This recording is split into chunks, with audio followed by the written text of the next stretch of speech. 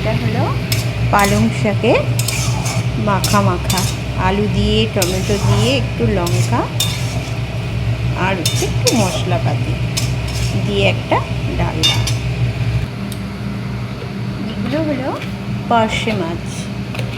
পার্শে মাছের একটু ঝোল করব, তার জন্যে একটু নুন, একটু হলুদ মাখিয়ে নিলাম, একটু হলুদ। এবার এই কড়াইতে তেল দিয়ে দিলাম।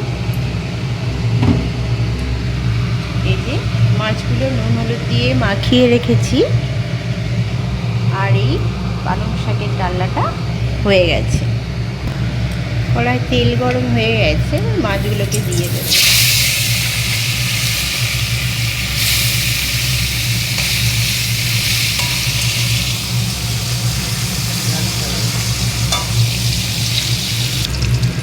মাছগুলো ভাজা হয়ে গেছে, এবার তুলে নেব।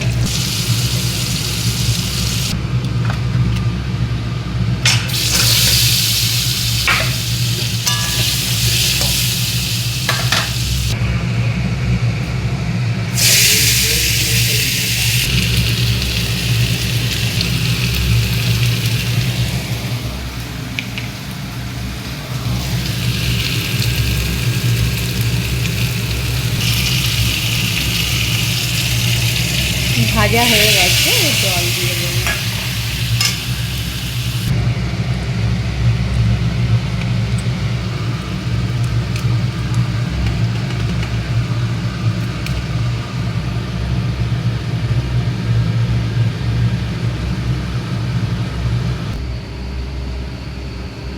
মাছের ঝোল কমপ্লিট।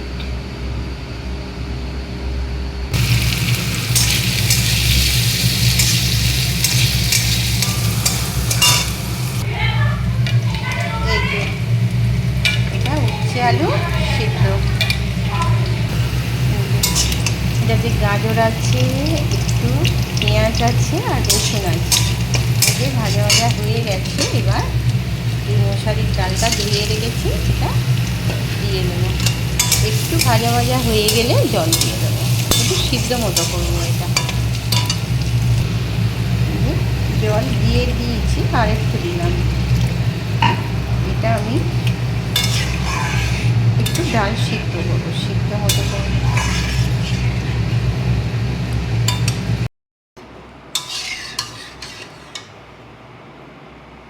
এই যে ডালটা সিদ্ধ হয়ে গেছে, এরকমই থাকবে ডালটা। রান্নাবান্না কমপ্লিট, এবার হলো খাওয়ার পালা। এই যে ডিম ভাজা, ভাত, পটল ভাজা, এটা হচ্ছে আলু ভাতে কাঁচা লঙ্কা দিয়ে মাখা, এটা হচ্ছে উচ্ছে আলু মাখা, উচ্ছে আলু, এটাও কাঁচা লঙ্কা দিয়ে মাখা। আর এটা হচ্ছে ডাল, গাজর দিয়ে পেঁয়াজ একটু রসুন দিয়ে এই ডাল সিদ্ধ মতো করেছি। আর এই হলো পার্শে মাছের ঝোল।